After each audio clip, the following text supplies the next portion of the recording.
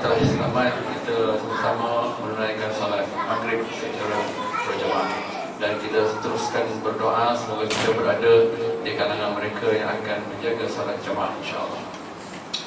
Alhamdulillah, kita mengucapkan kesyukuran tempat kita berhimpun pada malam seperti mana yang kita jadualkan, dan kita ucapkan terima kasih kepada Yang Berbahagia Profesor Dr. Taufik Yidbun, tuan penceramah kita pada malam ini, dapat bersama dengan kita pada malam ini insya-Allah untuk satu program ceramah perdana Isra' Mi'raj yang bertajuk Terimalah Salatku. Kenapa kita bertajuk Terimalah Salatku? Kerana dalam bulan Rajab inilah Nabi baginda Muhammad sallallahu alaihi wasallam menerima kefarduan salat. Dan malam ini alhamdulillah kita bersyukur dapat bersama dengan Profesor Taufik.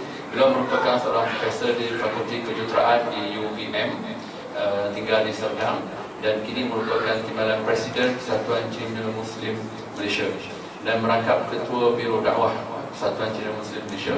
Dan alhamdulillah kita bersyukur pada hari ini dapat kita sama-sama berkongsi dan mendengar sedikit ilmu daripada berbagai profesor, dan sama-sama lah kita mengambil iktibar, dan insya-Allah apa saja yang manfaat kita dapat kita sampaikan kepada mereka yang mungkin tak sempat untuk hadir pada malam ini insya-Allah. Jadi tanpa melengah masa, dan silakan kepada Profesor Taufik untuk memulakan kuliah.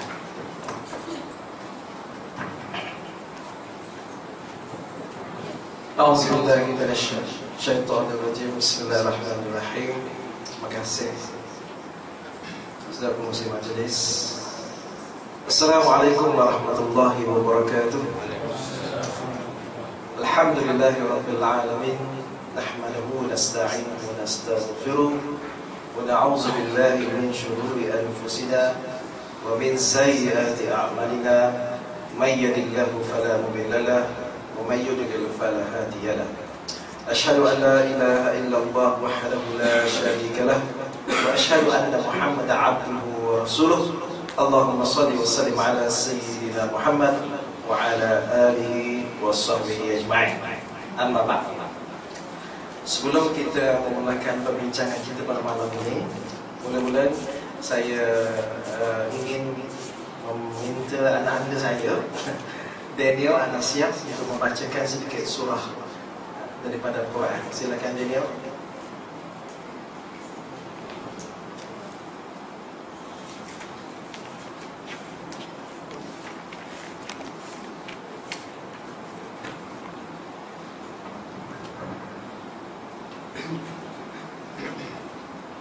Beliau akan baca surah Al-Isra' ayat 1 hingga 8.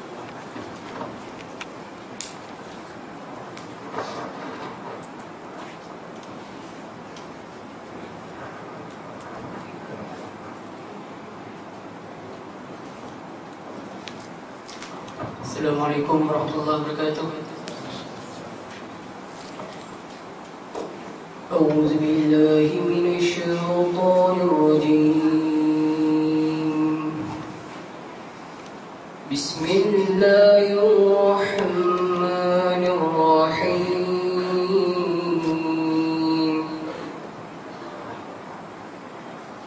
Subhanalladzi بعبده ليلا من المسجد الحرام إلى المسجد الأقصى الذي باركنا حوله لنريه من آياتنا إنه هو السميع البصير. وآتينا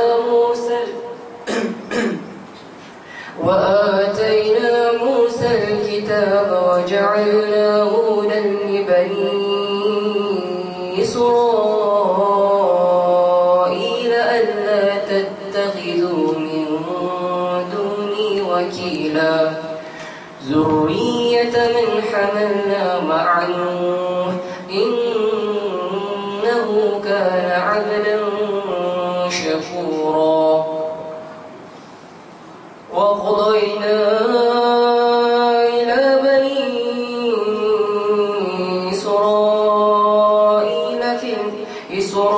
إسرائيل في الكتاب لتفسدن في الأرض مرتين ولتعلن علوا كبيرا فإذا جاء وعد أولاهما بعثنا عليكم عبادا لنا أولي بأس شديد فجاسوا خلال الديار وكان وعدا مفعولا ثم رددنا لكم القرة عليهم وأمددناكم بأموال وبنين وجعلناكم أكثر نفيرا إن أحسنتم أحسنتم لأنفسكم وإن أسأتم فلها فإذا جاء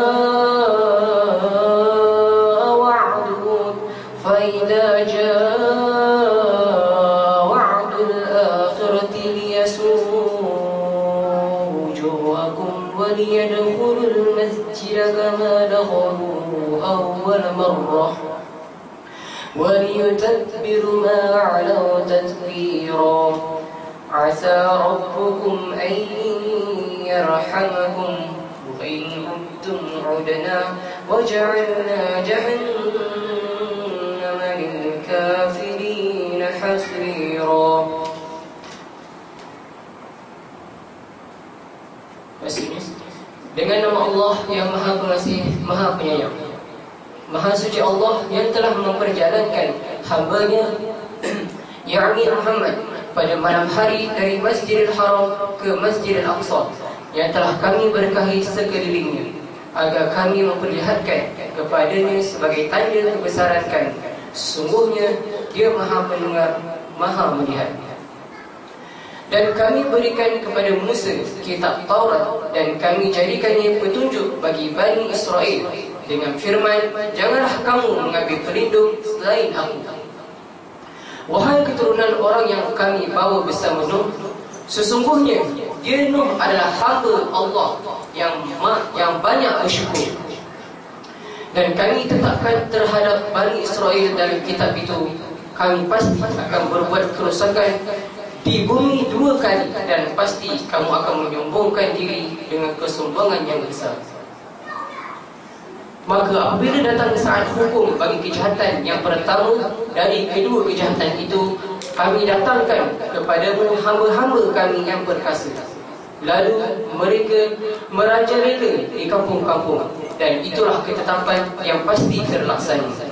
Kemudian kami berikan kepadamu giliran untuk mengalahkan mereka. Kami membantumu dengan harta kekayaan dan anak-anak, dan kami jadikan kamu kelompok yang lebih besar. Jika kamu berbuat baik, berarti kamu berbuat baik untuk dirimu sendiri. Dan jika kamu berbuat jahat, maka kerugian kejahatan itu untuk dirimu sendiri. Apabila datang saat hukuman kejahatan yang kedua, kami bangkitkan musuhmu untuk menyuramkan wajahmu. Lalu mereka masuk ke dalam Masjidil Haram. Lalu mereka masuk ke dalam Masjidil Aqsa, sebagaimana ketika mereka memasukinya pertama kali, dan mereka membinasakan apa sahaja yang mereka kuasai. Mudah-mudahan Tuhan kamu melimpahkan rahmat kepada kamu. Tetapi jika kamu kembali melakukan kejahatan, nescaya kami kembali mengazabmu dan kami jadikan neraka Jahannam penjara bagi orang kafir. Sallallahu alaihi wasallam. Assalamualaikum warahmatullahi wabarakatuh. Terima kasih Daniel. So kita telah melihat kepada ayat surah Al-Isra 1 hingga 8. Tapi ayat 1 itu yang menerangkan peristiwa Isra dan Mi'raj itu sendiri. Baik, tajuk yang diberikan kepada saya pada malam ini, terimalah salatku. Sebenarnya nama saya ialah Taufik Yap Yun Hin. Selalu orang silap Yap Yin Hun atau Yap Hin Hun. Selalu macam tu. Tapi dah lali dah. Tapi maksudnya cantik sebenarnya. Sekarang saya adalah Timbalan Presiden Persatuan Cina Muslim Malaysia, juga ahli Majlis Kebangsaan Perkim, dan juga jawatan ni kan, orang kempen tau, saya dapat free ya. Automatik sebab Timbalan terus dilantik jadi ahli Majlis Kebangsaan yang dilantik. Kemudian panel pemikir dakwah negara yang baru dilantik baru-baru ini, malah insya-Allah akan diresmikan pada 16 hari bulan ini di Pusat Islam. Kemudian adalah tugas di UPM lah. Baik, saya bukan fakulti kejuruan, fakulti sains, tapi bidang saya kimia. Tapi kita tak sembang kimia malam ni ya. Tapi chemistry of solat maybe. Chemistry of solat insya-Allah. Baik. Tajuk terimalah solat. Sebelum saya mengolah lebih panjang lagi, kita lihat kepada apa maksud sembahyang ni. Sembahyang adalah satu perkataan Melayu yang mana juga di dalam ni ada bahasa Sanskrit sebenarnya, sembahyang, yang mana yang itu merujuk kepada Tuhan. Tetapi sembahyang secara umumnya definisi ialah satu bentuk kegiatan agama yang menghendakkan terjalinnya hubungan dengan Tuhan, sama ada Tuhan, dewa, roh ataupun kekuatan gaib. Ini berlaku pada apa yang kita lihat pada masyarakat yang bukan Islam. Sebab itulah sembahyang ini boleh digunakan bagi kita yang Islam dan bagi orang yang bukan Islam pun. Baik.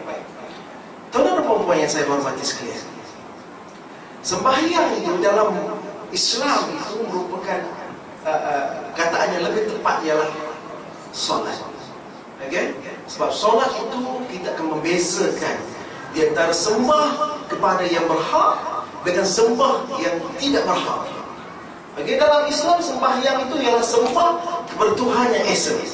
Alhamdulillah, kita ni semua orang Islam kat sini memang kita sembah Tuhan yang Esa, Tuhan yang menjadikan kita, iaitu Allah Subhanahu Wa Taala, dan bukan menyembah bertuhan-tuhan yang lain. Okey? Manakala perkataan solat itu sendiri adalah perkataan Arab yang lebih jelas maksudnya. Kalau solat, tidak ada orang kata solat untuk menyembah patung, dewa ataupun sebagainya. Okey? Solat itu directly merupakan suatu keadaan yang khusus kepada Islam, yang maknanya doa. Himpunan dalam sembahyang kita penuh dengan himpunan doa. Kita perasan ke tak perasan? Kalau kita tahu maksud dia, insya-Allah setiap bacaan yang kita baca adalah doa. Masa rukuk doa, masa duduk antara dua sujud pun doa. Cantik sungguh doa-doa ini. Manakala di dalam makna syaraknya adalah peribadatan kepada Allah Subhanahu Wa Taala yang dilakukan melalui perkataan dan perbuatan. Dia ada perkataan dan perbuatan. Okay? Sebab dalam sembahyang itu sendiri ada lafaz yang wajib dan ada perbuatan yang wajib, kan? Kalau kita lihat pada rukun solat itu sendiri. Okay? Dan yang dimulai dengan takbiratul ihram dan diakhiri dengan salam. Ini memang definisi solat yang selalu kita dengar. Habis salam dia, selesai. Itunya sembahyang. Okey, baik. Alhamdulillah, kita orang Islam, kita tahu supaya sembahyang kita macam mana. Tetapi orang yang bukan Islam, bagaimanakah mereka sembahyang? Kita kena tahu supaya kita appreciate what we have at the moment. Kalau tak, we never appreciate. Barang free, siapa pun tak appreciate lah. Okay?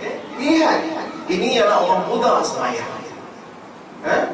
Mereka juga ada duduk antara dua sujud. Ada juga seolah-olah rukuk, sujud. Tapi sujud mereka lain. Kita lihat. Okey, baik. Kemudian kita lihat orang Kristian sembahyang macam mana.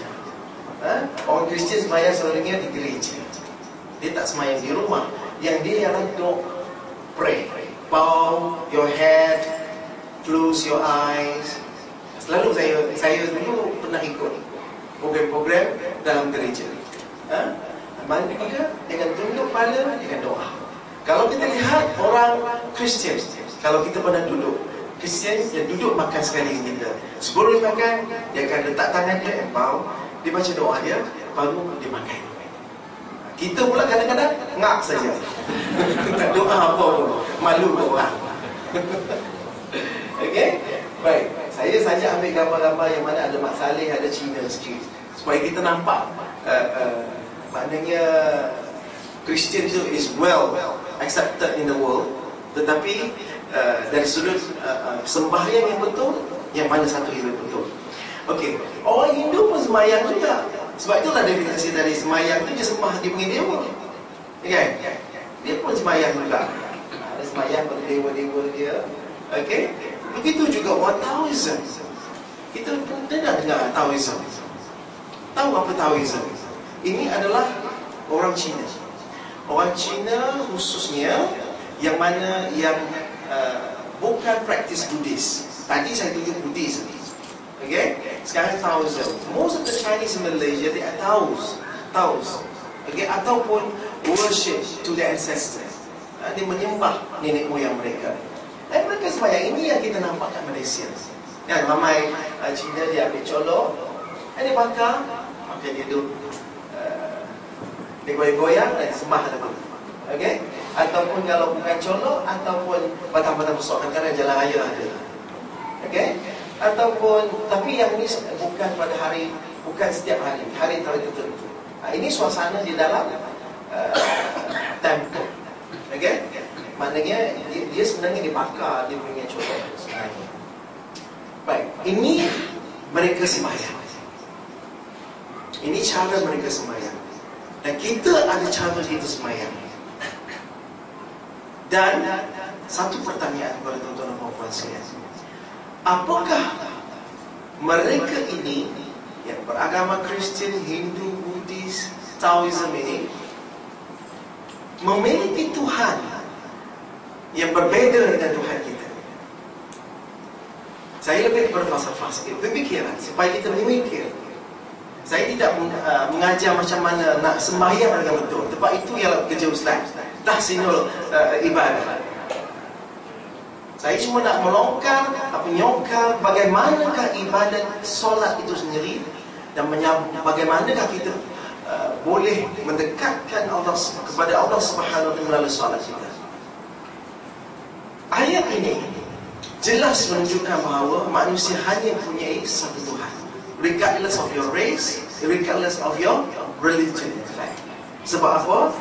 Wahai sekalian manusia, Allah tujukan ayat ini kepada semua manusia. Tak kisahlah you Buddhis ke, you Hindu ke, you Kristian ke, bangsa apa sekalipun, disuruh kita beribadat kepada Allah Subhanahu wa taala. Okey, yang telah menciptakan kamu dan juga orang-orang yang terdahulu daripada kamu, supaya kamu menjadi orang-orang yang bertakwa. Maknanya sendiri bahawa sembahyang itu adalah membolehkan kita menjadi seorang yang lebih bertakwa. Bukan alim, tapi takwa. Alim maknanya berilmu. Okay? Kita kadang-kadang nampak orang itu alim, cuma dia kuat sembahyang je. Tapi bukan orang yang kuat sembahyang itu alim. Orang kuat sembahyang itu orang abid yang beribadat. Okay? Yang alim itu orang berilmu. Baik, apakah ayat ini menunjukkan kepada kita? Maknanya semua manusia adalah memiliki Tuhan yang satu. Tidak ada Tuhan yang selain daripada Allah Subhanahu wa taala. Sebab itulah kalau kita mengajak kepada orang kepada agama yang benar ataupun agama Islam itu sendiri, maka sebenarnya kita mengajak mereka kepada Allah Subhanahu wa taala. Okey?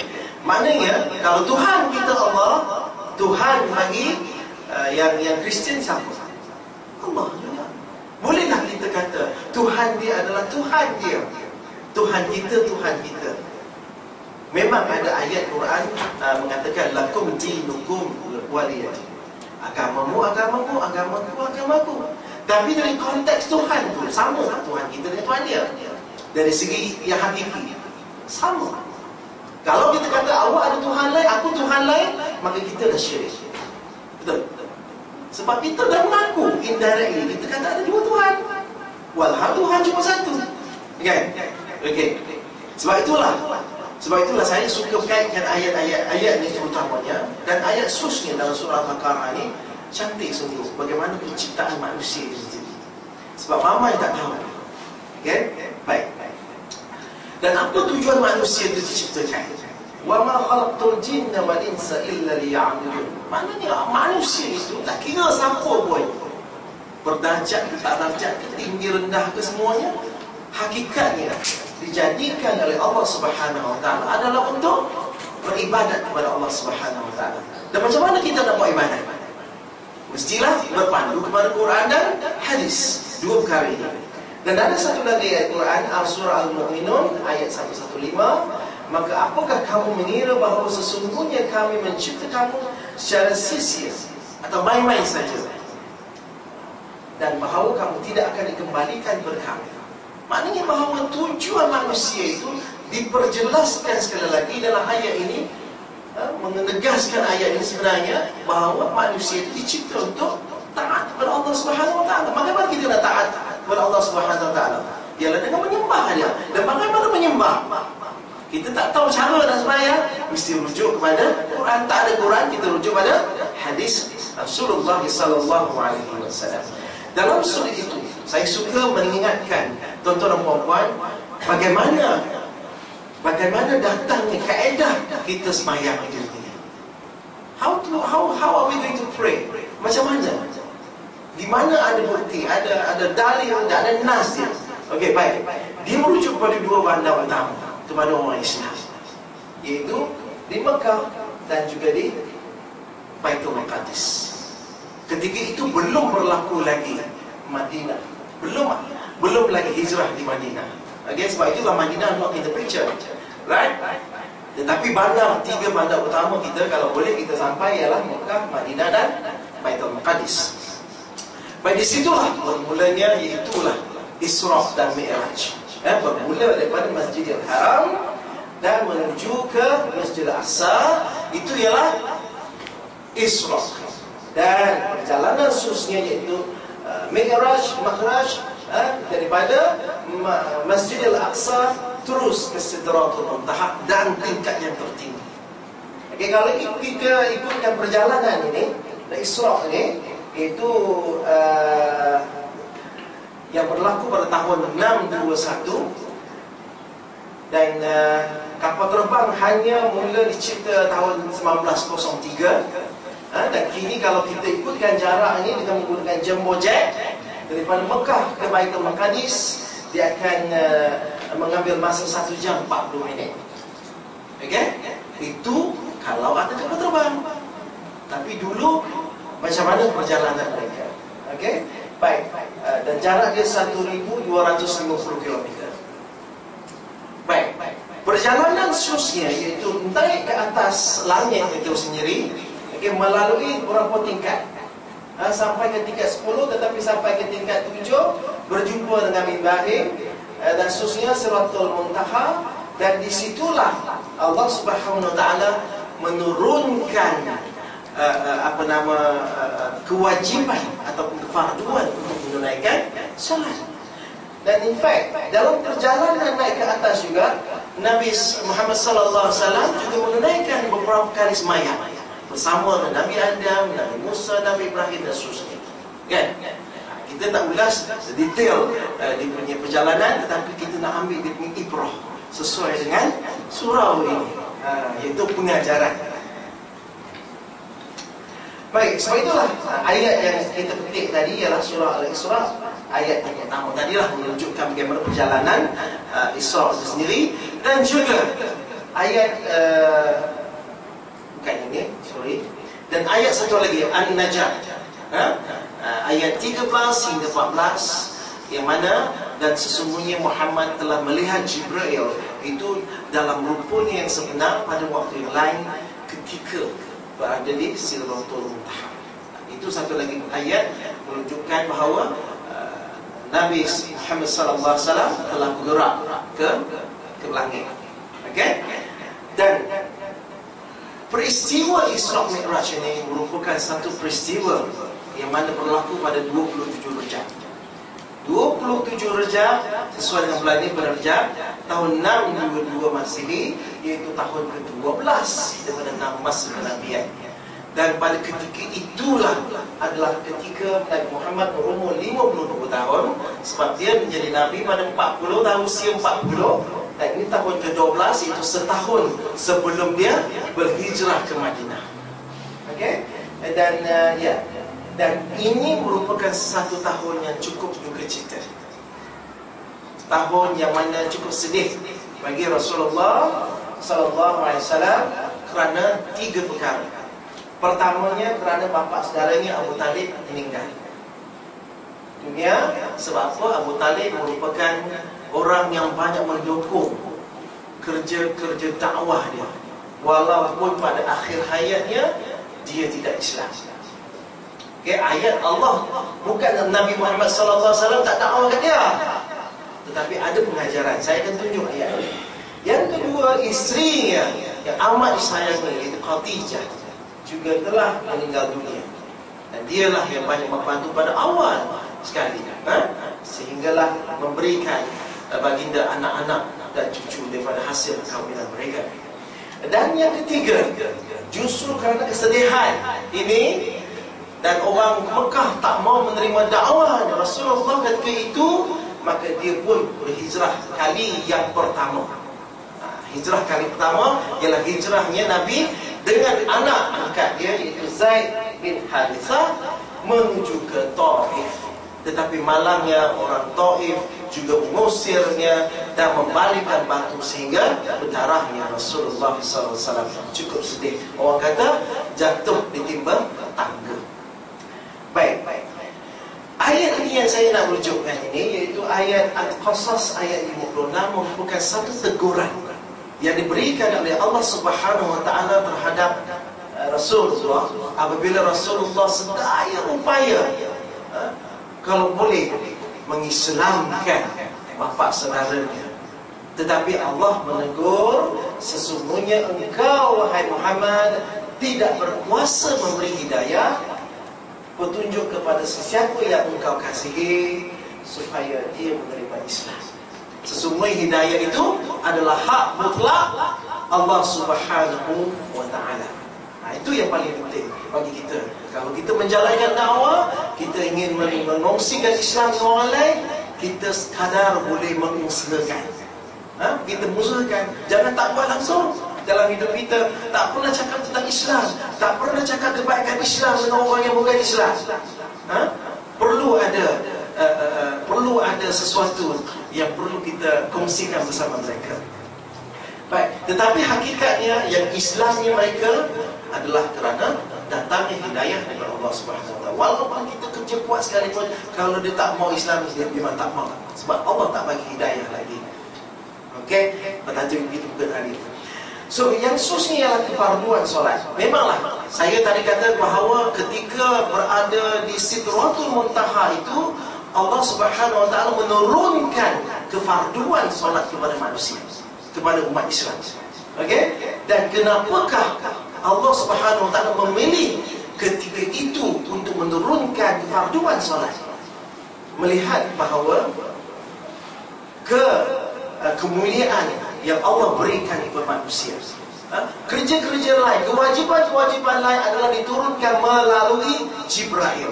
Tetapi solat itu sendiri tidak diturunkan melalui malaikat Jibril, tetapi diturunkan melalui direct to the human, terus kepada Nabi Muhammad SAW, kerana Allah menjadikan solat itu untuk meninggikan darjat manusia. Setiap kali martabat mereka direndahkan oleh hawa nafsu. Di dalam diri kita ada hawa nafsu, tetapi solat itulah yang meninggikan atau menaikkan martabat kita. Maknanya Allah Subhanahu memuliakan manusia itu sendiri. Pertapa kita ini merupakan makhluk yang cukup istimewa bagi Allah Subhanahu Wa Taala, sehingga kan solat itu diberikan direct kepada manusia itu sendiri. Okey, kalau kita lihat kepada pengertian solat, saya dah sebut tadi pengertian solat itu doa itu sendiri. Kemudian bagaimana dalam jelas dalam surah At-Taubah ayat 103, anda ambillah sebahagian pada harta mereka menjadi sedekah atau zakat, supaya dengannya engkau membersihkan mereka dari dosa dan mensucikan dari akhlak yang buruk.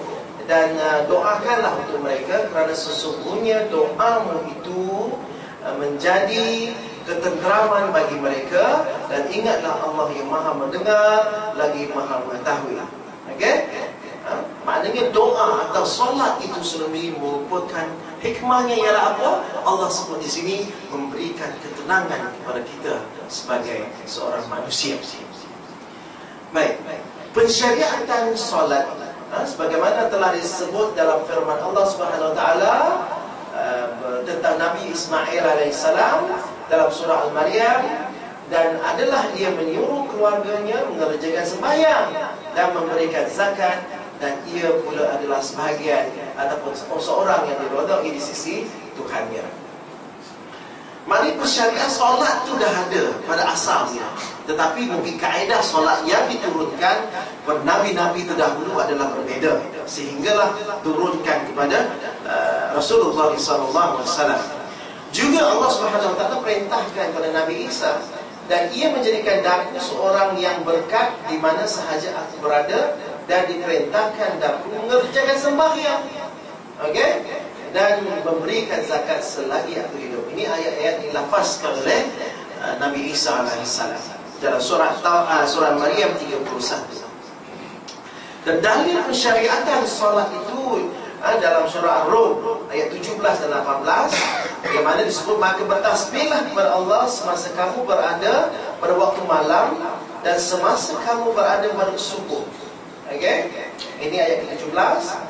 Dan serta pujilah Allah yang berhak menerima segala puji dari sekalian makhluknya di langit dan di bumi, dan bertasbihlah kepadanya serta pujilah dia pada waktu petang dan semasa kamu berada waktu zuhur. Dan ayat ini ditafsirkan oleh Ibnu Abbas, bagaimana waktu-waktu sembahyang ini pada subuh dan sampai ke akhirnya ada zuhur, dan juga disebut isyak di situ. Okey, kalau kita lihat tafsir Ibnu Abbas. Dan bagaimanakah sebenarnya kita nak sembahyang ini sendiri? Bagaimana kaedah kita sembahyang? Sujud ke, nak rukuk, macam mana? Yang ada adalah daripada hadis Nabi SAW. Ada banyak rujukan. Kalau kita lihat kepada buku Dr. Zaharuddin, juga ada. Tiap-tiap satu ada dia punya hadis-hadis menunjukkan rukuk ni macam mana, sujud macam mana, semua lengkap. Dan sebab itu ada ayat Quran, ayat hadis, solatlah kamu seperti kamu melihat aku solat. Kita lihat Rasulullah solat, kita buat macam itu. Jangan reka-reka. Sebab itu saya suka kata bahawa manusia dalam mereka, bagaimana mereka ingin dekatkan diri mereka kepada Tuhan, mereka cara sembahyang. Nampak? Saya dah tunjuk dah. Mereka sebab dalam syariat mereka ataupun dalam agama mereka tidak tertulis bagaimana sembahyang, kaedah sembahyang yang betul. Sebab itulah mereka sembahyang ni kena duduk ke, pejam mata, kena bau dia head ke, ataupun bagaimana. Sebab mereka rasa itulah kaedah yang terbaik untuk menghampiri Tuhan mereka. Tetapi bagi kita ada panduan. Sebab manusia ini, dia punya tahap pemikiran adalah terhad.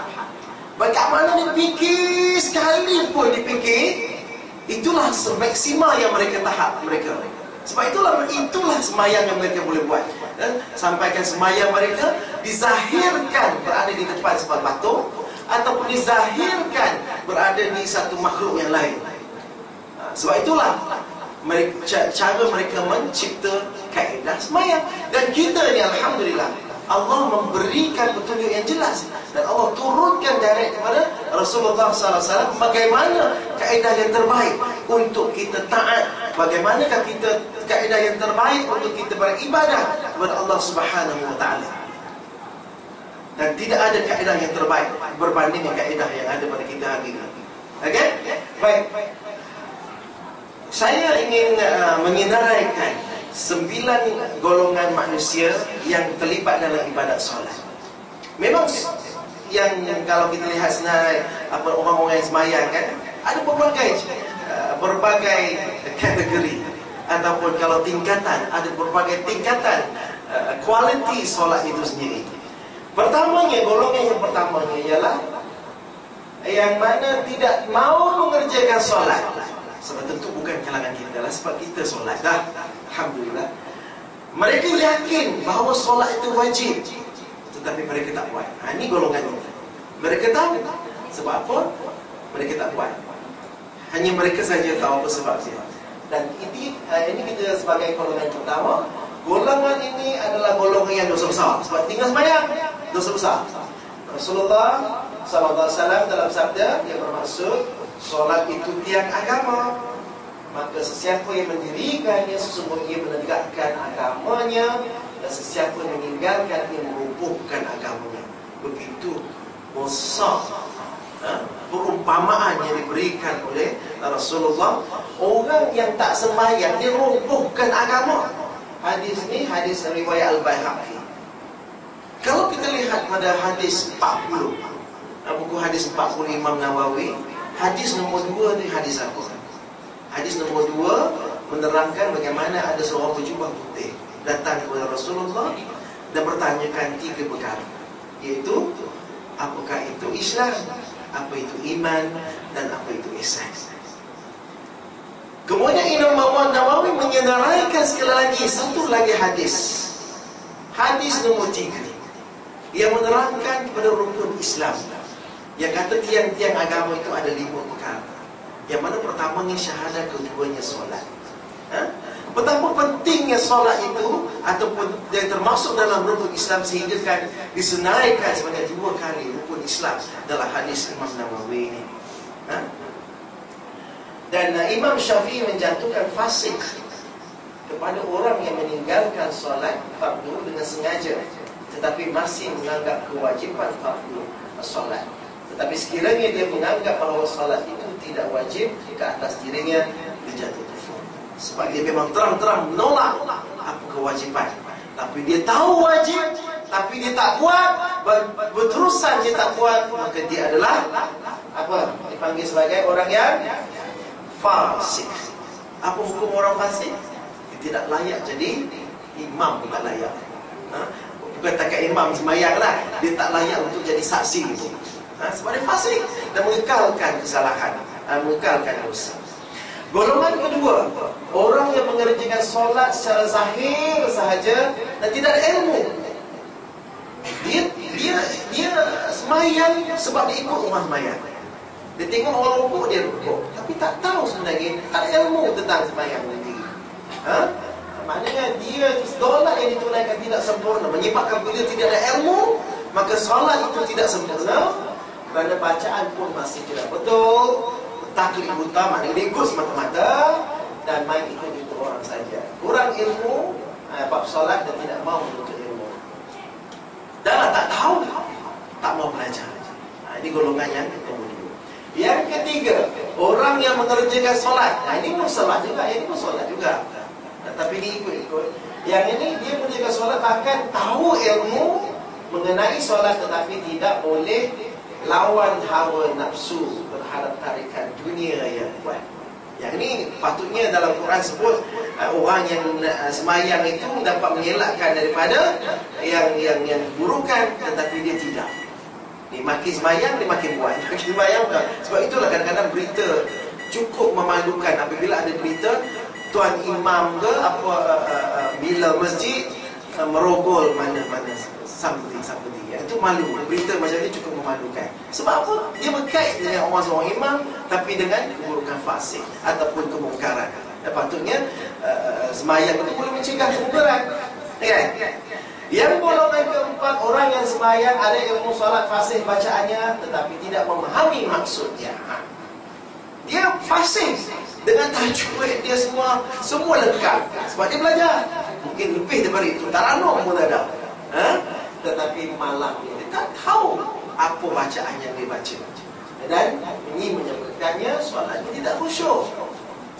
Sebab itulah kita disarankan supaya kita memahami makna kita baca dalam solat. Okey?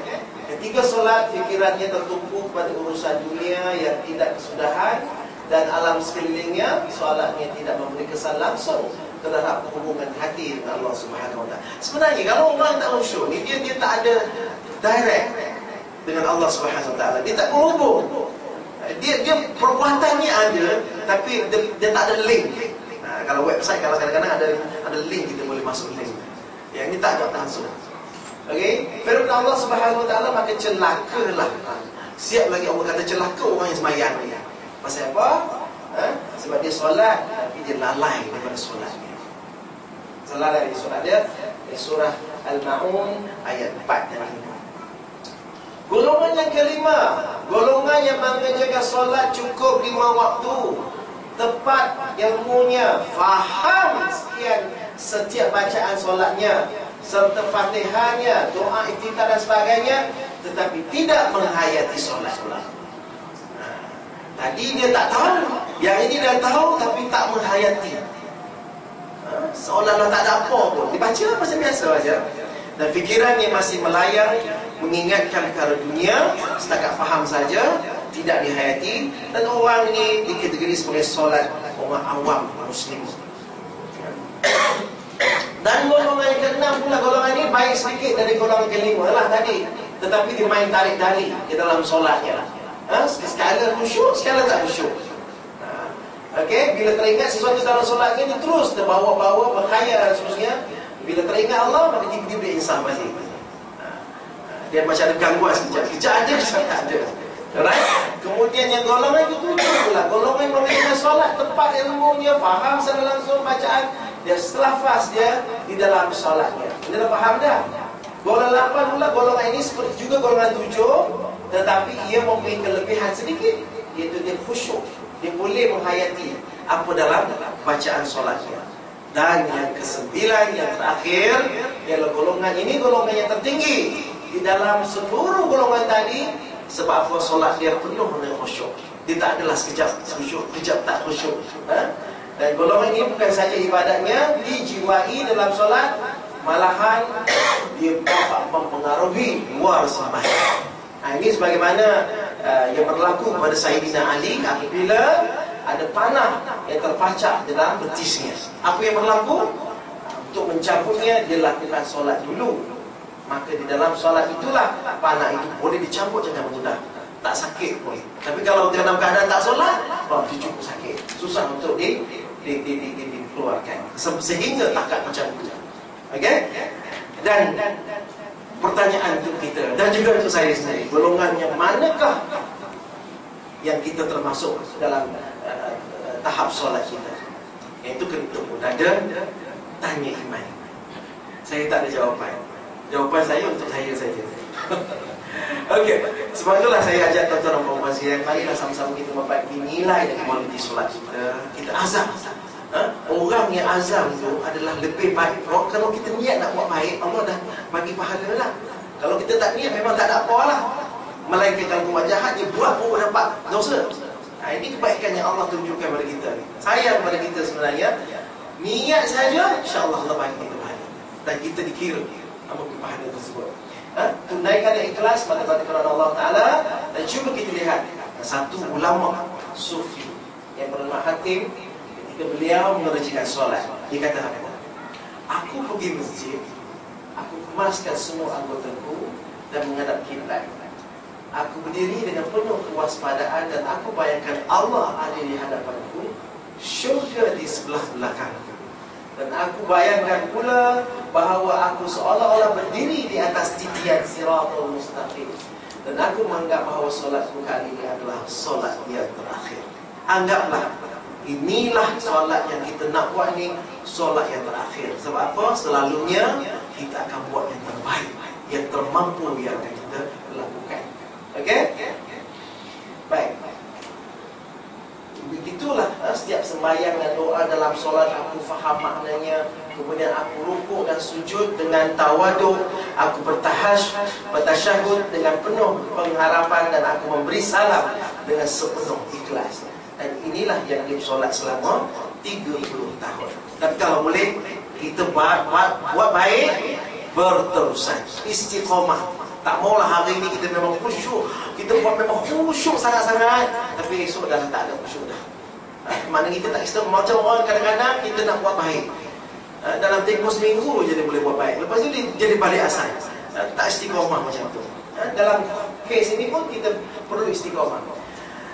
Suka saya merujuk kepada satu hadis kursi yang mana dia disebut mengenai orang yang diterima solatnya oleh Allah Subhanahu Wa Taala. Sebab kita tajuk kita, terimalah solat aku, kan?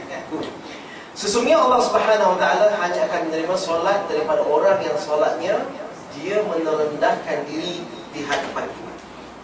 Okey, dia ada beberapa poin yang saya akan sebutkan. Pertamanya, dia merendahkan diri di hadapanku. Sudah tentu sembahyang kita memang merendahkan diri dengan Allah Subhanahu Wa Taala lah. Dia tidak sombong dengan makhlukku.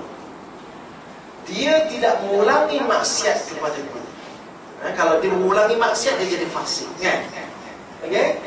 Dia menyayangi orang miskin dan orang-orang yang menderita. Dia tahu semua adalah ciri-ciri yang mana sembahyang dia diterima oleh Allah Subhanahu Wa Taala. Baik, aku akan tutup salat orang itu dengan kebesaranku. Aku akan menyuruh malaikat untuk menjaganya. Malah Allah meminta malaikat menjaga orang yang punya ciri-ciri sifat-sifat sedemikian rupa. Okey? Dan kalau dia berdoa kepadaku, aku akan memperkenankan perumpamaan dia dengan makhlukku yang lain adalah seperti perumpamaan Firdaus di syurga. Cuba lihat, apakah 4 perkara yang telah disebutkan tadi, yang mana saya akan ulas kemudian nanti. Kita lihat kepada hikmah solat itu sendiri, ya. Baik, hikmah solat yang pertama ialah dia dapat menyucikan hati dan membersihkan jiwa kita. Memang dalam keadaan kita seharian kita kerja, tak semestinya kerja di pejabat tu dia ambil kira kerja. Kalau wanita duduk di rumah pun dia kerja juga, cuma dia tak ada gaji bulanan je. Dia mengharapkan gaji daripada suami dia lah, tapi taklah ambil gaji, kan? Okey, itu kerja sebenarnya, itu lagi penat sebenarnya. Sebab apa? Kalau kita kerja pejabat, kita tetap tuk pukul 5 kita balik, kita habis. Adalah orang bawa balik kerja, tapi yang wanita dia bangun pagi, itulah kerjanya. Lepas tu dia tidur macam tu lah, tak habis. Bangun dan tidur balik, kerja dia berulang-ulang. Okey, malah dalam tidur pun kerja dia. Sebab kena menyusu anak, holistik lagi, kan? Betapa pahala kepada wanita itu sangat besar. Menyucikan diri dan membersihkan jiwa. Okey? Bacalah serta ikutlah wahai Muhammad akan apa yang diwahyukan kepadamu dari Quran, dan dirikanlah sembahyang dengan tekun. Sesungguhnya sembahyang itu mencegah dari perbuatan yang keji dan mungkar, dan sesungguhnya mengingati Allah adalah lebih besar pahalanya atau faedahnya. Dan ingatlah Allah mengetahui akan apa yang kamu kerjakan. Surah Al-Ankabut ayat 45. Memang Allah memberikan ganjaran. Yang kedua ialah sumber kebahagiaan dan kerihatan minda. Memang itu saya kata tadi, kerja kita penat, tiba-tiba tengah hari disuruh kita sembahyang zuhur. Waktu petang disuruh kita sembahyang asar. Sebelumnya berlampau malam yang gelap, kita ada maghrib dulu, lepas tu ada isyak sebelum kesudahan kita untuk tidur. Cukup lengkap. Kalau kita lihat kepada pengurusan masa, ini adalah pengurusan masa yang terbaik yang Allah berikan kepada kita. Sebab itulah kalau dapat tiap-tiap kali sembahyang waktu kita sembahyangkan surah, kita berjemaah. Sebab apa? Pahala dia lebih daripada 27 kali, kan? Ya memanglah hadis tu kata 27, sebab dalam tu banyak lagi pahala yang lain yang kita tak tahu. Dan Rasulullah bersabda kepada Bilal, serulah untuk solat dan rehatlah kamu dengannya. Maknanya dalam solat itu adalah rehat bagi kita. Sebab apa? Kajian menunjukkan bahawa dalam solat itu minda kita paling tenang. Ini kalau kita lihat kajian yang buat oleh Profesor Dr. Fatimah, itu saya kata chemistry of solat. Kajian itu menunjuk, saya tunjuk nanti, kajian yang juga bahawa dalam keadaan solat itu jiwa kita paling tenang. Saya tunjuk dia punya scientific, result punya. Manifestasi kesyukuran kepada Allah Subhanahu Wa Taala. Itulah kaedahnya kita nak mengatakan syukur ni kepada Allah Subhanahu Wa Taala. Kan? Semasa bila lagi kita nak bersyukur kepada Allah Subhanahu Wa Taala? Setakat syukur mulut tak cukup. Mulut dengan lafaz dengan perbuatan. Dengan dua-dua sekali. Dan minda yang terkawal itu mengelakkan kita melakukan kemungkaran. Kalau ada semayang yang khusyuk, kalau kita tergolong dalam golongan sekurang-kurangnya 9 itu, maka insya Allah dia boleh membersihkan kita daripada kemungkaran. Dan penghubung secara direct kepada Allah Subhanahu Wa Taala, seorang hamba dengan Tuhannya. Saya suka perkataan ini. Sebab apa? Semayang orang lain, semayang orang lain, dia telah terpaksa melalui seorang tengah. Contohnya semayang dalam bagi tahu misalnya. Kadang-kadang semayang ni kena melalui seorang yang dipanggil apa dah? Kalau Cina panggil wosok, atau seorang panggil apa? Yang pakai baju kuning. Sami, dia panggil melalui Sami. Lupa pula dah. Dia melalui Sami. Dia ada orang tengah. Tetapi bagi kita semayang itu kita direct. Oh, semata cakaplah apa bahasa apa pun. Dan baru ini adalah dalam majlis syahadah. Saya kata, walaupun saya baca doa dalam bahasa Arab, saya kata dia ni berbahasa Cina, datang daripada China. Saya kata, you can doa apa pun. Sebab dia mampu, kan mana tahu dia baca Arab kan. You can doa bahasa apa sekalipun. Allah tahu, Allah faham. Sebab bahasa itu Allah yang ciptakan. Surah Ar-Rum 22, cuba rujuk. Allah jadikan manusia dengan berbagai bahasa dan warna kulit. Dan tentu bahasa itu Allah yang ciptakan. Cuma aplikasi pada manusia. Okey? Dan kalau boleh rujuk pada gambar ini.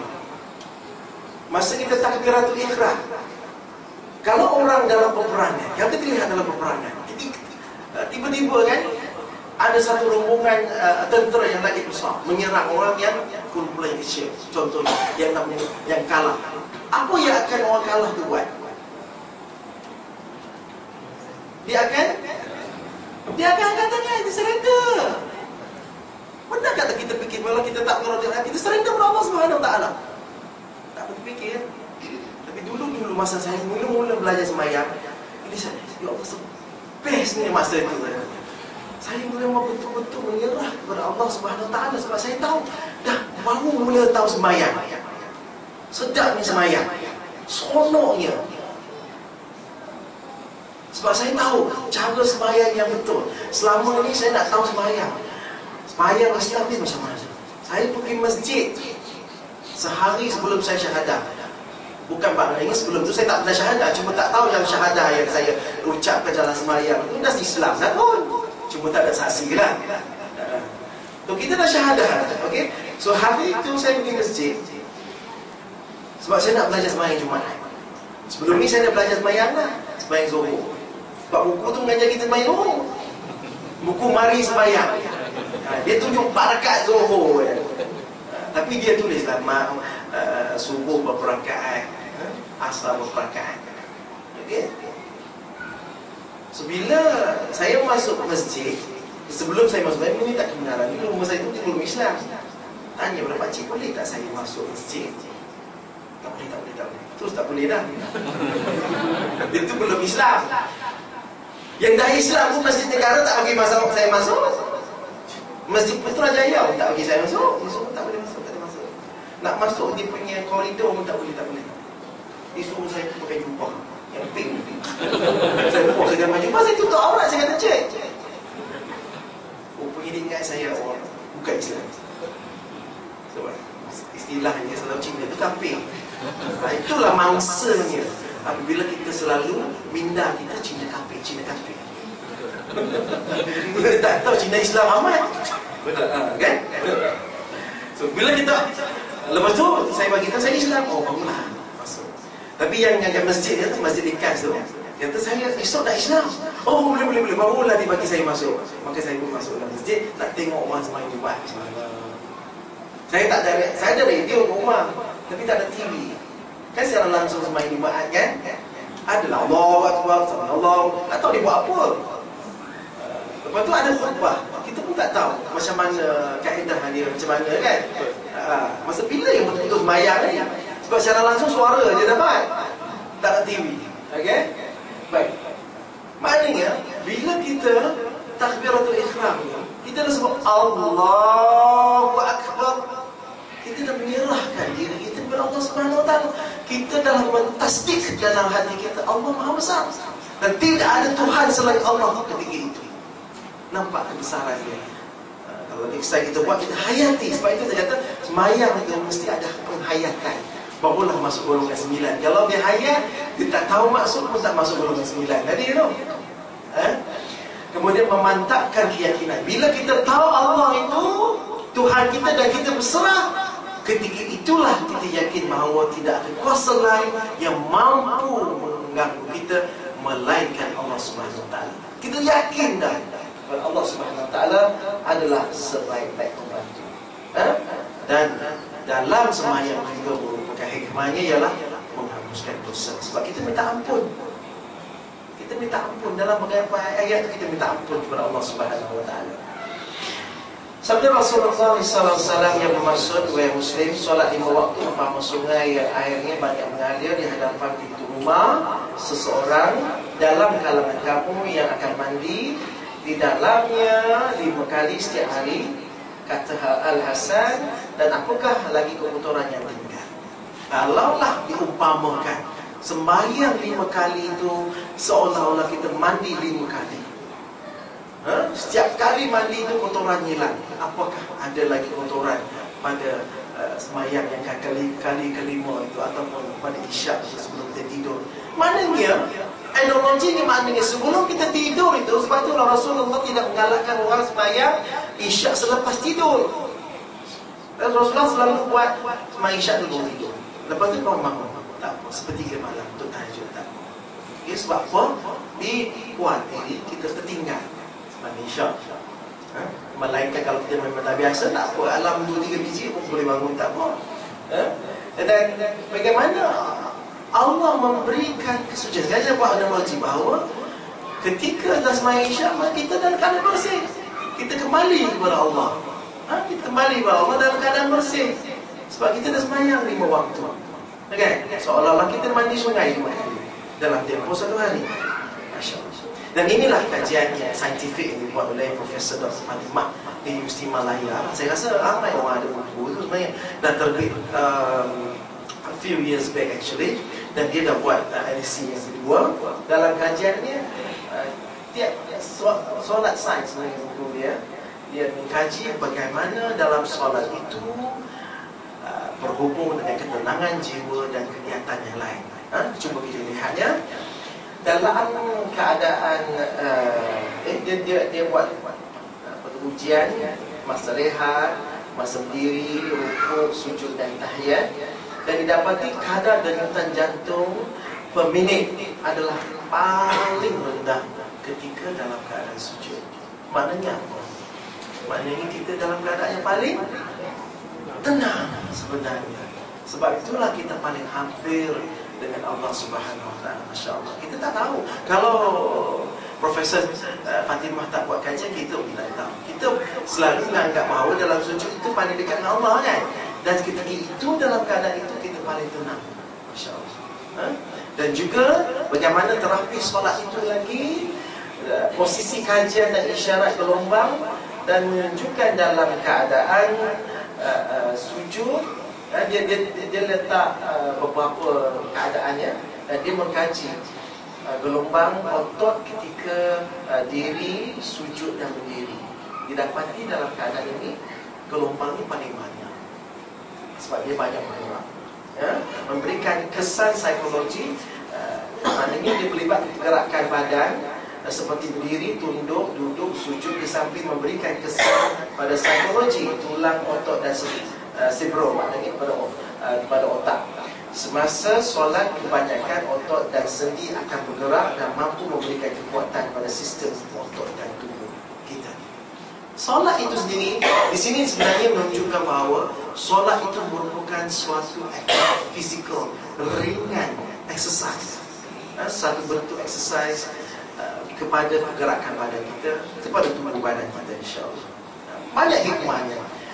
Okey, kita lihat kepada hadis Abu Hurairah radhiyallahu anhu, katanya Rasulullah bersabda, bermaksud sesungguhnya amalan yang mula-mula sekali dihisab oleh Allah Subhanahu Wa Taala pada hari kiamat mengenai ialah solat. Tuan-tuan dan puan sekalian, sebab itulah solat itu diberikan begitu istimewa kepada Rasulullah, dan ia akan dihisap pertamanya, akan dihisap oleh Allah SWT. Kalau kita solat baik, maka insya-Allah baiklah. Dan jika solatnya diterima, maka sesungguhnya beruntung dan berjaya dia. Jika solatnya tidak diterima, maka kecewa dan rugilah ia. Jika terkurang daripadanya solat fardu sesuatu, Allah berfirman, periksalah, adakah hamba-Ku itu mempunyai solat-solat sunat. Sebab itulah perlu ada solat sunat, qabliyah ke ba'diyah, supaya ia akan dicukupkan. Solat sunat itu akan menampung mungkin sedikit kecacatan yang berlaku pada solat-solat fardu yang digunakan. Itu. Okey, baik. So ada 4 tanda solat yang mana kita diterima Allah Subhanahu Wa Taala melalui hadis qudsi yang tadi. Okay? Yang pertamanya, dia melaksanakan solat dengan merendahkan diri kepada Allah Subhanahu Wa Taala. Okay, yang pertama, memang itu realiti lah. Maka kita solat, kita berdepan dengan Allah Subhanahu Wa Taala. Yang kedua, tidak sombong dengan makhlukku yang lain. Bukan dengan Allah Subhanahu Wa Taala semata-mata, tetapi dengan society, dengan masyarakat kita. Kita tidak boleh bongkak dan sombong juga. Kalau kita seorang yang sombong dan bongkak dengan manusia, maka Allah tidak terima solat kita. Kita lihat bagaimana Allah mendidik kita supaya menjaga akhlak di situ. Akhlak dengan Allah Subhanahu Wa Taala secara direct, dan juga akhlak kepada sesama manusia. Sebab itulah solat yang sempurna mendidik jiwa kita menjadi seorang yang taat kepada Allah Subhanahu Wa Taala, menjadikan kita akhlak kita cukup bersih, cukup indah. Sebab apa? Dengan akhlak yang baik, orang akan tertarik dengan Islam. Ingat, walau sebagus mana pun ilmu kita, tapi akhlak kita buruk, maka sebenarnya kita merosakkan Islam itu sendiri. Saya dah nyatakan banyak kali di mana-mana pun, akhlak mesti jaga. Itu adalah intipati kepada sebagai seorang Islam. Baik. Yang ketiga, orang yang tidak mengulangi maksiat kepada Allah Subhanahu Wa Taala.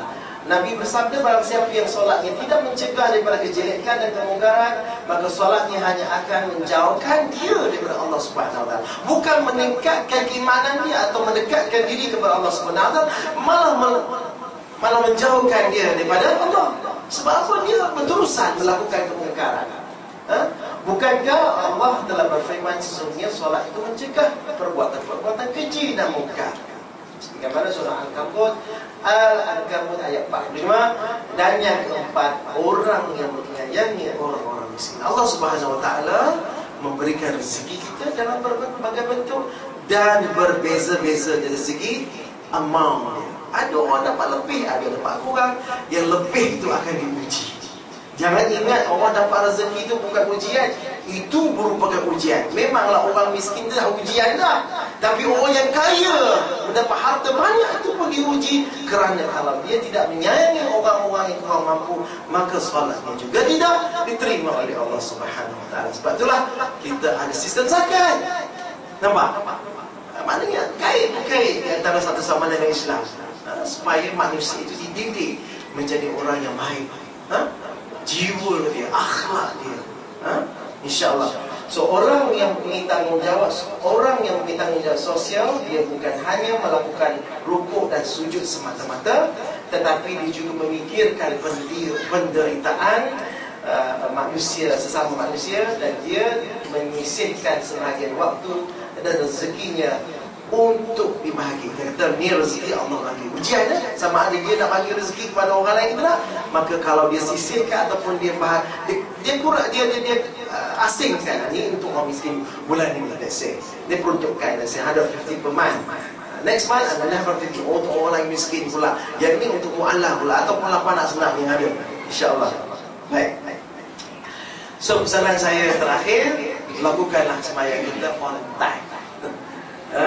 Dan lakukan dalam masa dia, dan supaya Allah menjadikan kita orang yang memang bertakwa kepada Allah Subhanahu Wa Taala dan menjadikan solat kita insya-Allah solat yang Allah akan terima.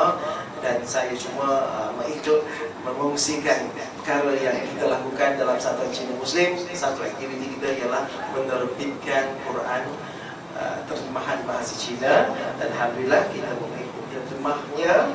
Sebenarnya kita ambil terjemahan yang sedia ada, tetapi kita akan olahkan sedikit dari segi struktur ayat supaya ini sesuai dengan masyarakat Cina di Malaysia, sebab berbeza sedikit kalau Cina di Malaysia dengan Cina di China lah.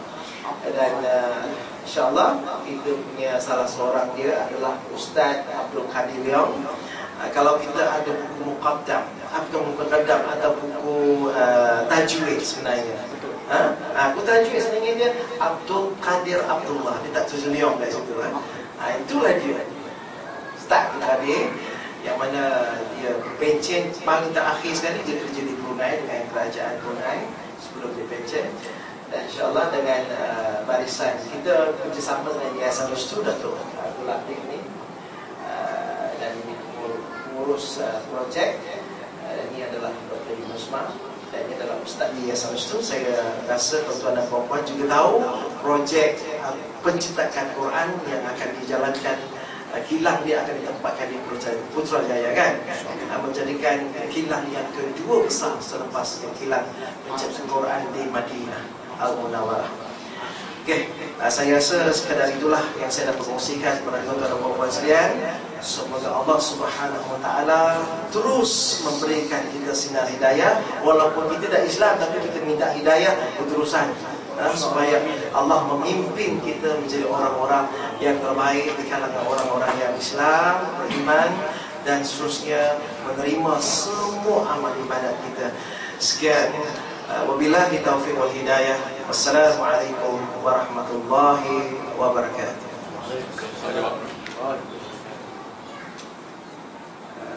Saya kata ada soal jawab.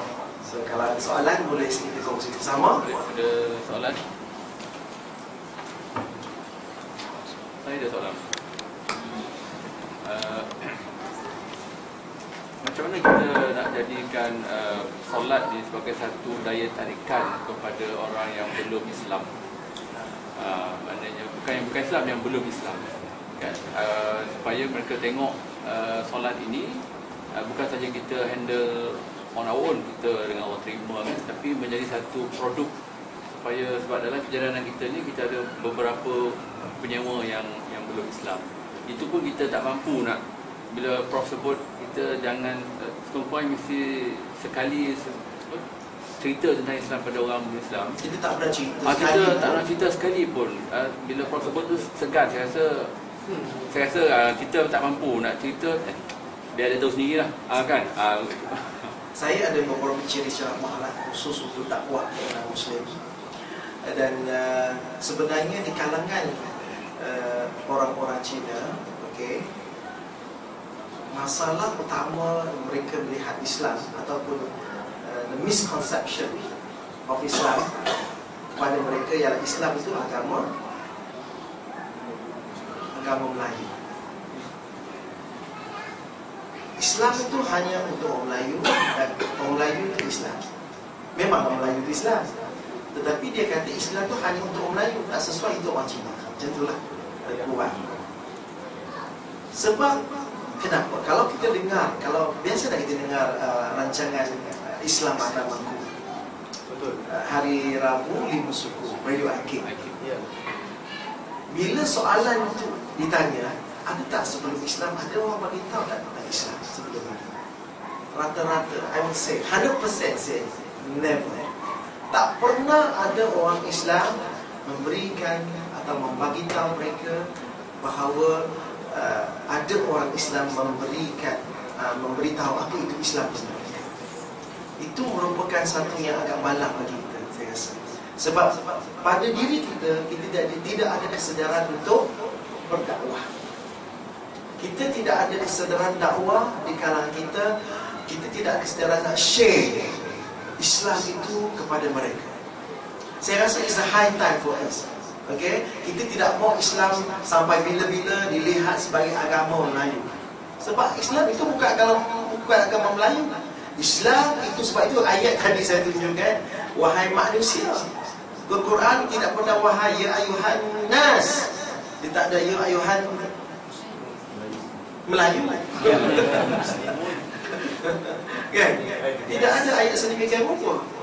Sebab itulah kita kena tell them, share with them apa itu keindahan Islam. Kalau tak kan, kita sendiri pun tak rasa Islam tu indah. Kenapa tak saya kata? Kadang-kadang ada orang nak tanya tentang Islam. Kita pun kata saya bukan ustaz, kita tanya ustaz. Saya bukan kerja jabatan agama. Walhal yang kawan kita nak tanya, dia tak tahu pun Islam pun. Takkanlah satu ayat pun tak tahu. Kan ayat Nabi sabda, sampaikanlah walaupun satu ayat, bukan satu ayat hadis itu semata-mata. Tell them what is Islam. Don't put Islam on your head or on your pocket. Share with them. I think it's a responsible of us. Semua kita adalah wajib untuk menerangkan apa itu Islam sebenarnya. Tell them. InsyaAllah. Saya adalah bukti-bukti kenapa perlu, ada nas-nas dia, dalil-dalil kenapa wajib untuk menyampaikan Islam kepada mereka. Saya tertarik juga apabila soalan ditanya, bagaimanakah sembahyang itu sendiri merupakan suatu kaedah untuk menarik mereka kepada Islam. Kita kalau boleh sembahyang, kita nak, kalau boleh kita nak sembahyang kan, kalau tak ada surau lah, kita kalau boleh pergi tempat-tempat sembunyi. Mana orang nampak ada sembahyang? Kalau kita berada di negara-negara barat, sembahyang terbuka, orang tak kisah pun. Then can see of how we pray. Actually ya, saya memang ada student saya yang nak tengok masjid. Itu yang bila saya nak bawa ke masjid Putrajaya. Yes. Sebab masjid UPM ada, saya boleh senang-senang bawa masuk. Tapi saya rasa masjid tu cantik lagi kan. Kan dekat seni-seni dia. So nak bawa dia melihat dalam dia macam mana, cara sembahyang macam mana. Lala saya tak boleh bawa. Disuruh pergi dan dia tak boleh masuk. It different my purpose kan. Tidak memenuhi hajat saya. So saya terpatah balik bawa pergi masjid UPM. Alhamdulillah. Saya mahu bawa so. Saya tunjukkan bagaimana struktur dalam masjid itu. Kenapa ada tempat imam, ada tempat makmum kan. Lepas tu bagaimana kita solat itu sendiri. Dia tanya saya macam mana kita orang Islam sembahyang. Maknanya mereka nak tahu juga kan. Kenapakah orang tak pernah tanya kita sebelum ini? Sebab kita tak rapat dengan mereka. Kalau kita rapat, insyaAllah dia akan tanya. Dia berani tanya. Sebab apa dia tak pernah dia tanya? Sebab dia kata ini sensitif. Nanti orang marah. Nak tanya sembahyang orang marah. Tidak sepatutnya kan. Tapi dia rasa benda dia sensitif. So dia tak boleh tanya. Sebab dia kata ini Melayu ni. Sebab itulah kita lah hari ini yang kena menjelaskan kedudukan Islam tu macam mana sebenarnya. Dan kalau kita lihat lately ni, beberapa peristiwa yang mana yang tidak mencerminkan agama Islam itu sendiri. Beberapa peristiwa saya tak boleh uraikan sebab dia dirakam di sini. Dia nanti isu politik pula nanti. Kita lihat peristiwa ni, bagaimana orang kata tak boleh buat macam ni, nanti takut orang Islam akan masuk yang punya tempat. Tak betul. Kalau kita memang orang kita semua kuat iman, insya-Allah tak ada koda semua-semua tu. Malah kita yang boleh ajak dia pergi masjid, tengok masjid tu macam mana. Dulu orang nak masuk surau pun dihalang. Kan? Sedih betul kan? Saya nak pergi masjid negara. Memang kita nak pergi, dia dekat tangga tu ada satu kaunter dengan baju jual baju banyak. Saya lalu je lah. Saya tak payahlah cakap bagi tahu dia saya nak masuk masjid kan. Dia suruh yang stop. Saya tengok, tanya kenapa? Saya tutup aurat cik. Dia tengok saya mata saya pek kot, tak boleh masuk. Itu juga mentaliti kita satu lagi ya. Mentaliti, yes. Betul. Tak betul. Kita tidak tahu bahawa insya-Allah satu hari nanti kalau orang Melayu tak mau buat dakwah, orang Cina akan buat dakwah. Makmah akan buat dakwah, MRM akan dakwah, Darul Fitrah buat dakwah. Saya kata ni semua persatuan Cina Muslim. Darul Fitrah. Al-Qadim buat dakwah. Siapa lagi? Kalau kita tak buat dakwah, kita lah waktu ke depan sama-sama menyahut seruan Nabi sendiri. Sebab Nabi dalam sepanjang hayat dia, kerja dia apa? Kerja dia buat dakwah. Kerja dia menyebarkan Islam, ngajak orang bukan Islam tu Islam. Kalau kalangan kita ni, saya tak naklah kata dakwah sangat. Pasal apa? Kita sesama Islam je. Istilah dakwah yang sepatutnya ialah share the Islam with the non-Muslim. Dakwah kepada non-Muslim. Kalau sesama kita yang Islam adalah Islam, maknanya saya mengajak tuan-tuan dan puan-puan kepada kebaikan, kan? Baik, saya dah ulas panjang lah. Kalau sebut dakwah ni memang saya ada siri-siri dia. InsyaAllah. Saya sebenarnya ada kuliah tentang ini. Bukan kuliah, ada sharing lah, bukan ustaz pun. Tentang dakwah non-Muslim di surah Fasa 4 tambahan, surah Al-Ikhlas. InsyaAllah. Ada lagi soalan? Kalau saya mampu jawab, insyaAllah. Prof, mungkin Prof boleh cerita sikit pertama kali dapat hidayah Islam. Pertama kali dapat hidayah, itu satu siri ceramah 1 jam tu. Saya memang ada slide dia sini.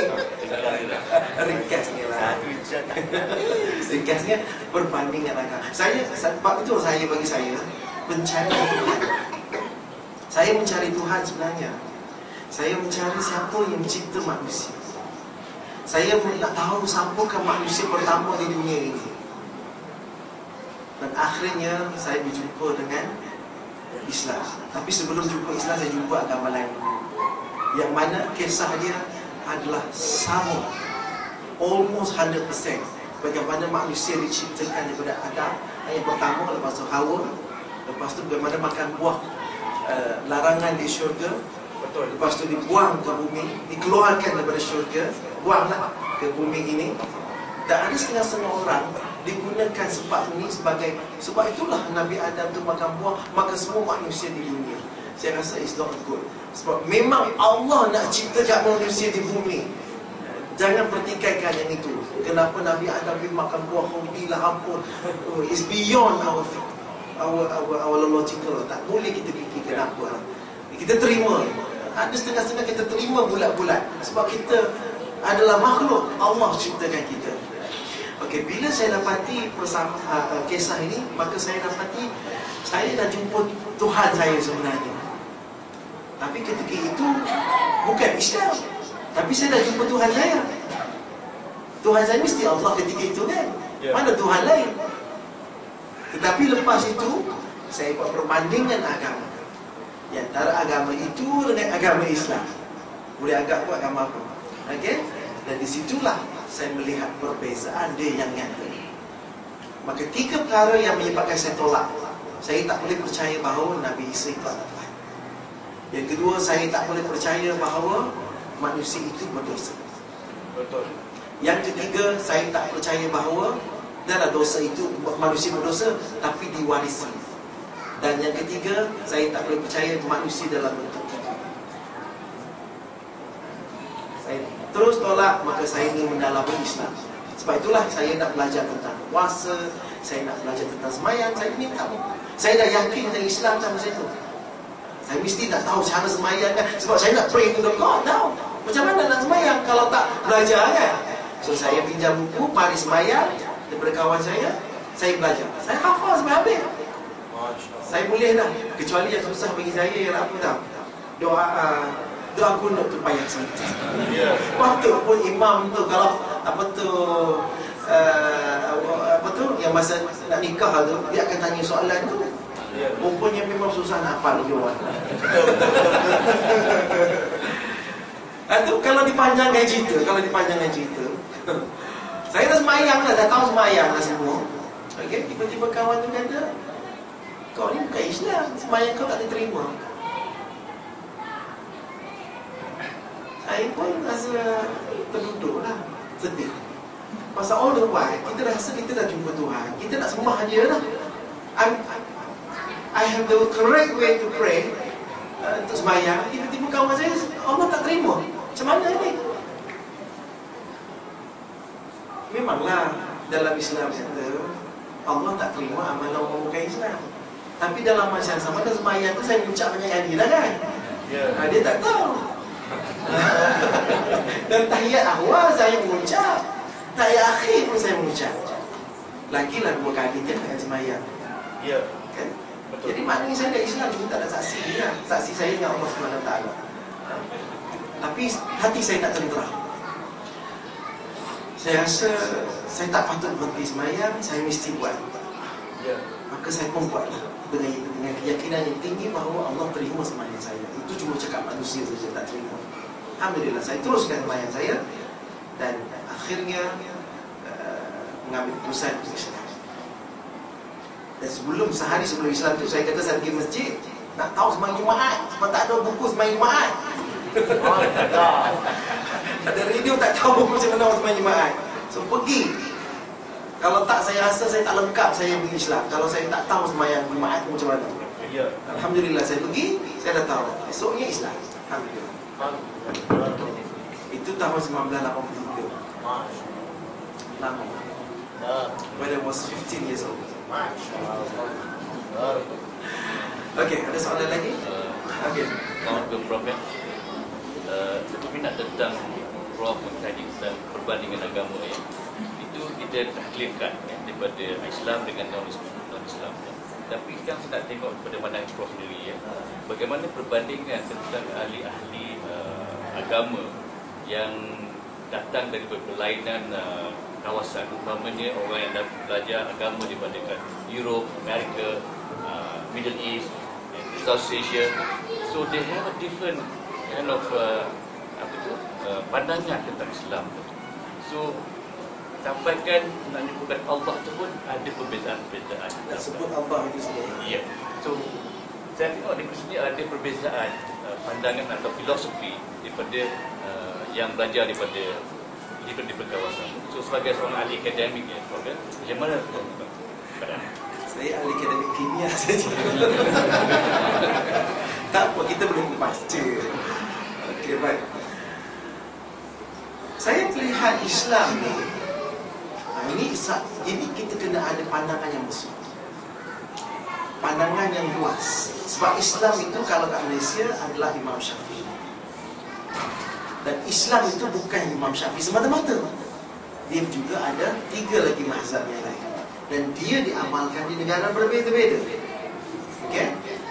Dan kita tidak boleh menggunakan satu pendapat saja untuk mengatakan itu hanya Islam. The other not. Seolah-olah kita menafikan bagaimana hukum asalnya wujud. Kalau kita belajar usul fiqh, kita tahu bagaimana mazhab Syafi'i, bagaimana hukum itu asal. Dia semuanya adalah halal kecuali haram, kan? Sumber hukum.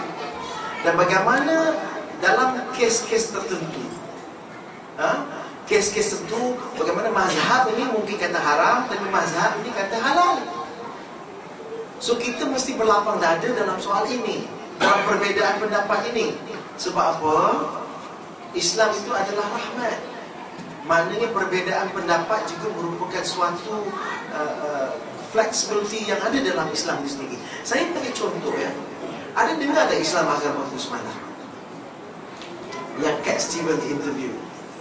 Kalau ada lah, kenapakah saya bermain gitar? Dia punya buku kan, dia ulas buku dia. Why I still play guitar? Play guitar something like carry guitar or whatever. Okay? Right. Dia berdasarkan fiqh, keluasan fiqh itu. Sebab itulah kalau dulu fiqh pendapat itu orang pakai ialah pendapat yang mengharamkan permainan gitar. Sebab dia kata ada hadis menyatakan bahawa main benda-benda muzik yang bertali haram. Sebab itulah zaman itulah semua nasyid-nasyid tak ada lah gitar, tak ada, semua tu tak ada. Takkan ada gendang sikit dengan kompak.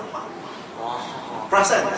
Tetapi dalam nasyid zaman hari ini, kumpulan nasyid tidak berasa salah untuk pegang gitar. Sebab apa? Pendapat yang mengatakan haramnya permainan alat muzik menggunakan tali itu, pendapat itu adalah sangat lemah sebenarnya,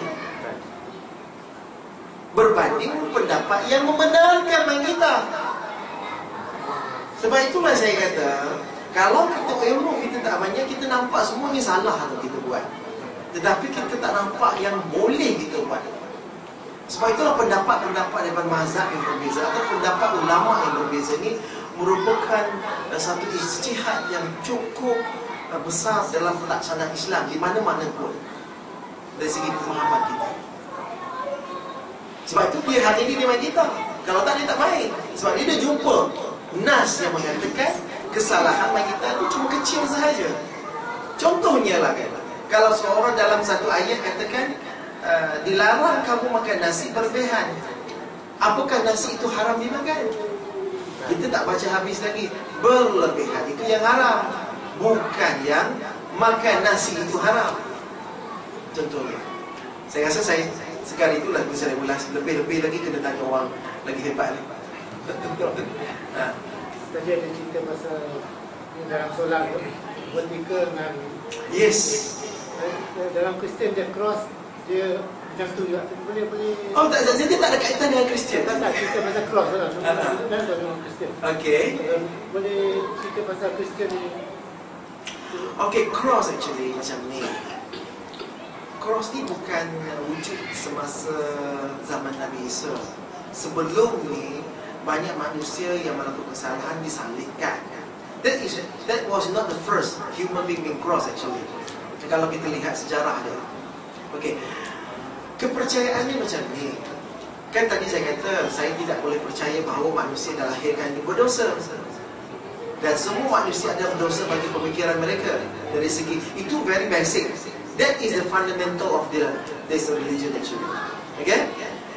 Sebab itulah manusia itu perlu percaya, bagi dia perlu percaya bahawa the Jesus died on the cross, okay, untuk menghapuskan dosa manusia. Sebab dia percaya dosa manusia wujud sejak Nabi Adam makan buah di syurga, dan dosa itu diwariskan sampai ke hari ini.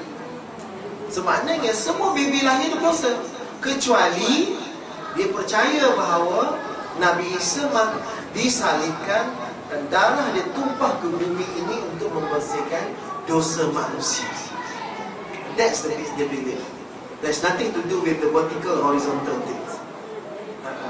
Sebab itulah saya nak accept. How can I accept that a baby yang baru lahir sudah berdosa? Dan bagaimana saya boleh menerima baby yang lahir itu bukan takat berdosa, tapi diwarisi daripada bapa dan anak tok dia yang lain? Tak boleh. Hukum akal kita tak boleh terima mana-mana manusia menerima hukuman kerana bapa dia buat dosa. Anybody can accept? No one. Tak mampu untuk nak buat pun. Kalau boleh nak mengelak, kan? That is the logic. Okey, Muslimah, satu soalan. Ada soalan Muslimah sebelum kita tutup? Tak ada? Fast, insyaAllah. Okey, tak ada. Saya soalan final cepu Okay, good. Ni dah bersemangat ni. Katalah kita keluar dari surau ni, kita jumpa orang yang belum Islam. Apa ayat power yang kita nak maknanya ni dah dengar ni kan, maknanya nak praktis. Soalan tu susah nak jawab. Takkanlah kita jumpa yang nama kita terus ada ayat power sebut Islam lah kau. Tak, Islam ni dia lari. Kita nak Tak, bela. no. Maksudnya yang tanya tadi tu, apakah ayat sesuai untuk menarik orang yang Islam berislam sebenarnya? Sebenarnya dia bukan start dengan ayat. Dia start dengan hubungan kita dengan mereka. Betul. How your relation. If you have a good relation with the neighbors, insya-Allah. Dan jadi kamceng dah, baik kawan, masuklah ketika itu. Jangan ketika keras nak cucuk pun tak masuk, jarum patah nanti. Bukan takat jarum patah, kita pula kena nanti pantul balik jarum. So dia ada strategi dan teknik. Dia tak boleh macam tu. Selengkah dia mampu dia lari. Tapi ada juga orang buat string dakwah string dakwah kita tak kenal dia. Tapi kita dengan akhlak kita baik, pakaian kita kemas, kita nak kata nak buat survey tentang Islam. Then they can accept. In fact, saya pernah sekali bersama dalam satu string dakwah. Surprisingly, there is one pakcik, there's one person, they want to know Islam so detail sampai kita tak mampu nak jawab tau. And in fact, dia kata anak dia pun suka pada Islam, tetapi bukan senang nak jumpa orang macam ni. Sebenarnya ramai di sana nak tahu tentang Islam. You believe me, InsyaAllah ramai orang nak tahu Islam, tapi nobody they can talk to. Kalau sebab itulah kita kalau boleh buat kawan baik dengan jiran-jiran kita, terangkan sekerja kita, bagi hadiah kat dia, macam kita sesama Islam. Jiran kita, kita berkongsi makanan kan, kita hantar makanan. Never think apa bekas kita je nak buat apa pun, dah basuh macam mana. Don't think to that extent. Kalau you think to that extent, habislah semua aku kena sama.